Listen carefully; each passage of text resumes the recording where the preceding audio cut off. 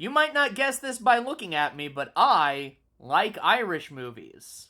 I also like the Criterion collection, which for some reason doesn't have a lot of Irish movies, so here are just a few titles that they should add immediately. Some feel simple, obvious, and non-controversial, like Kenneth Branagh's recent semi-autobiographical film, Belfast. This one feels like a layup. Or beloved modern classics from Martin McDonagh, like In Bruges, one of the best movies of the 21st century, and his most recent film, The Banshees of Inisherin, which is only getting better with age. But then you have beautiful films which many of you might not be familiar with, like The Secret of Roan-Inish, which is a fantastical family story about silkies and heritage. And Waking Ned Devine, a unique comedy about a man who dies right as he was about to win the lottery, and a community that comes together to collect and honor the winnings. I think it's crazy that John Carney and his movies aren't discussed with more esteem, but if there's one I would add to the Criterion collection immediately, it would be Sing Street, which is simply one of the most beautiful coming-of-age stories and musicals out there. There's the controversial 2024 punk comedy Kneecap, which was my favorite movie of last year. Heartfelt dramas with big names like Philomena, starring Steve Coogan and Judi Dench, which, fair warning,